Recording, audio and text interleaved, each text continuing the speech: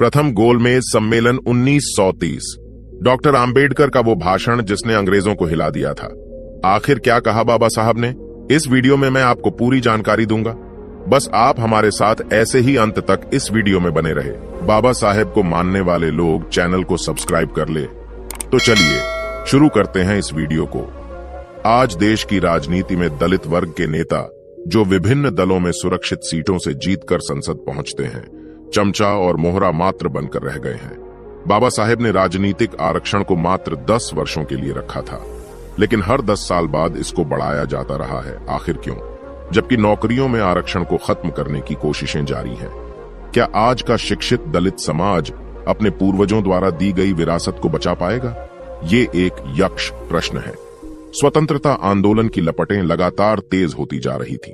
अंग्रेजों को असहयोग आंदोलन, सविनय अवज्ञा आंदोलन से ये एहसास हो गया था कि अब ज्यादा दिनों तक ब्रिटिश शासन भारत में नहीं टिक सकता है। इसी के परिणाम स्वरूप भारतीयों को स्वशासन देने, संवैधानिक प्रक्रिया के विकास के लिए गोलमेज सम्मेलन बुलाए, जो क्रमशः प्रथम गोलमेज सम्मेलन 1930, द्वितीय गोलमेज सम्मेलन 1931 तथा तृतीय गोलमेज सम्मेलन 1932 में इंग्लैंड में आयोजित किए गए। डॉक्टर भीमराव अंबेडकर देश के करोड़ों वंचितों और दलितों के प्रतिनिधि के रूप में गोलमेज सम्मेलन में शरीक हुए थे। प्रथम गोलमेज सम्मेलन में डॉक्टर अंबेडकर के भाषण ने कांग्रेस तथा कट्टरपंथी हिंदुओं के रोंगटे खड़े कर दिए थे। उन्होंने हिंदुस्तान में जातिवाद और हिंदूपन की जो पोल लंदन गोलमेज सम्मेलन में खोली, ब्रिटिश सरकार को डॉक्टर अंबेडकर की हर एक बात माननी पड़ी। ये डॉक्टर अंबेडकर का ही हुनर और संघर्ष था कि उन्होंने रैमजे मैकडोनाल्ड को कम्युनल अवार्ड स्वीकार करने को मजबूर कर दिया था।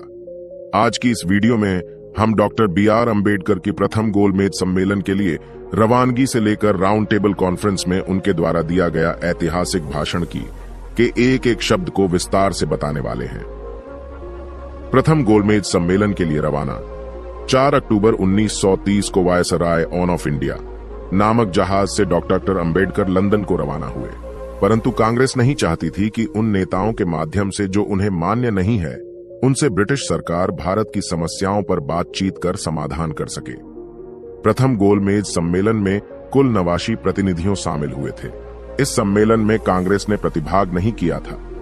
इस सम्मेलन में 13 प्रतिनिधि ब्रिटिश सरकार के तथा 76 सदस्य भारतीय रियासतों, राजनीतिक दलों, अल्पसंख्यक समुदायों तथा दलितों के प्रतिनिधि शामिल थे। गोलमेज सम्मेलन 1930 का उद्घाटन 1930 की पहली गोलमेज परिषद का उद्घाटन इंग्लैंड के बादशाह जॉर्ज पंचम ने किया। उन्होंने आशा व्यक्त की कि यहां पर निसंदेह सर्वसम्मति से भारत सरकार के भावी रूप पर विचार हो सकेगा। उनके संक्षिप्त भाषण के बाद कॉन्फ्रेंस के अध्यक्ष ब्रिटिश प्रधानमंत्री रामजी मैकडोनाल्ड को चुना गया, जिनकी अध्यक्षता में 12 नवंबर 1930 को गोलमेज सम्मेलन आरंभ हुआ। 17 से 21 नवंबर तक भारत के प्रतिनिधियों के भाषण होते रहे। इनमें सर तेज बहादुर सप्रू, डॉक्टर मंजे, जिन्ना मुकुंदराव जयकर और डॉक्टर अंबेडकर के भाषण विशेष उल्लेखनीय थे। डॉक्टर अंबेडकर का संबोधन प्रथम गोलमेज परिषद में भारत के अछूतों के प्रतिनिधि के रूप में बाबा साहेब ने इन शब्दों से अपना भाषण शुरू किया था। मैं जिन अछूतों के प्रतिनिधि के रूप में यहाँ उपस्थित हुआ हूँ, उनकी संख्या हिंदुस्तान की कुल जनसंख्या का 5वां भाग है, अर्थात ब्रिटेन और फ्रांस की कुल जनसंख्या के बराबर है।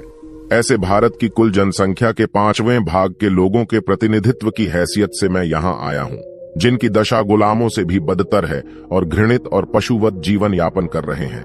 गुलामों के मालिक भी गुलामों को छूते थे, परंतु हमें छूना भी पाप समझा जाता है। वह सदियों से शोषित हैं और उपेक्षित होता आ रहा है।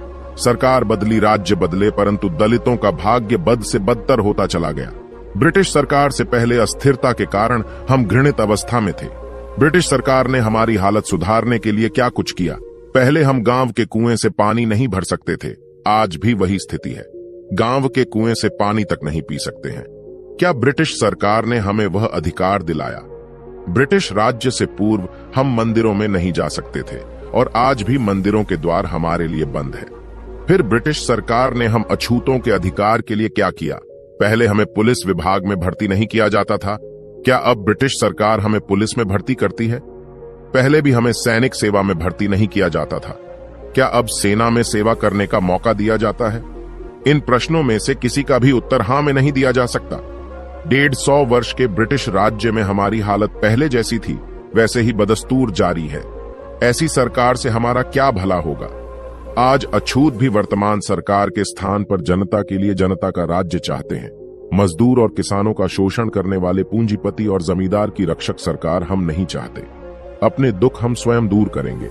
इसके लिए हमारे हाथों में सत्ता की बागडोर होनी चाहिए, क्योंकि यह वह सरकार थी जिसने पूंजीपतियों पर ध्यान दिया, जमींदारों का ख्याल रखा, परंतु जिसने मजदूर व दलितों की ओर मुंह मोड़ा।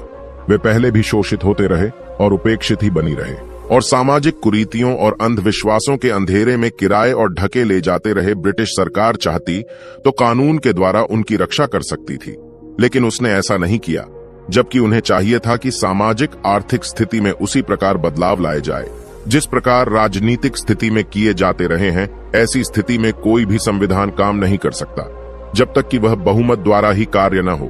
बहुत समय बीत गया जब आप हुक्म चलाकर फैसला करते थे और भारत उसे स्वीकार करता था। अब वह समय लौट गया और मैं अब कभी लौट सकता है। प्रथम गोलमेज सम्मेलन के अपने तेजस्वी भाषण को जारी रखते हुए डॉक्टर भीमराव अंबेडकर ने औपनिवेशिक स्वराज्य की मांग का समर्थन किया और ऊंच नीच के भेदभाव पूर्ण हिंदू समाज की पद्धति का उल्लेख करते हुए उन्होंने कहा कि भारत में एक ऐसे खास विधान की जरूरत है जिससे प्रतिकूल परिस्थिति में भी अछूत समाज उन्नति कर सके।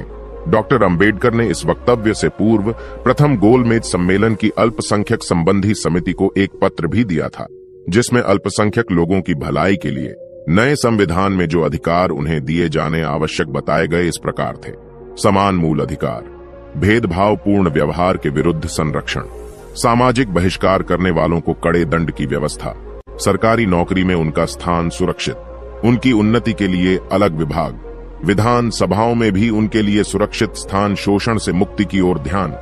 प्रथम गोलमेज सम्मेलन के परिणाम। प्रथम गोलमेज सम्मेलन में डॉक्टर BR अंबेडकर ने जो भाषण दिए, मांगे रखी, वे भविष्य में भारत के संविधान की मजबूत नींव रखने में मील का पत्थर साबित हुआ। महाराष्ट्र में पुलिस विभाग में दलितों के लिए भर्ती के द्वार खुल गए। ब्रिटिश सरकार ने विभिन्न क्षेत्रों में अछूतों के लिए कानूनी अधिकार तय कर दिए। प्रथम गोलमेज सम्मेलन की जो अहम और महत्वपूर्ण दूरगामी परिणाम रहा वो था पूना पैक्ट। डॉक्टर अंबेडकर के तर्कों को सुनकर गोलमेज परिषद के अध्यक्ष और इंग्लैंड के प्रधानमंत्री रैमजे मैकडोनाल्ड ने दलितों को पृथक निर्वाचन मंडल, जो कम्युनल अवार्ड के नाम से जाना जाता है, को मान लिया था। लेकिन भारत में महात्मा गांधी और कट्टरपंथी हिंदुओं के कड़े विरोध तथा गांधी का आमरण अनशन दलितों के सुनहरे भविष्य को निगल गया। परिणाम स्वरूप 24 सितंबर 1932 को बाबा साहेब डॉक्टर अंबेडकर को पूना समझौता पर हस्ताक्षर करने को बाध्य होना पड़ा। दोस्तों, आज की वीडियो में बस इतना ही। इस चैनल पर सिर्फ बाबा साहेब के जीवन से जुड़ी छोटी बड़ी सभी जानकारी लेकर आते रहते हैं। यदि आप बाबा साहब को पसंद करते हो और इनके बारे में और अधिक जानना चाहते हैं तो हमारे भीमराव साहेब चैनल को सब्सक्राइब कर ले। वीडियो को पूरा देखने के लिए धन्यवाद।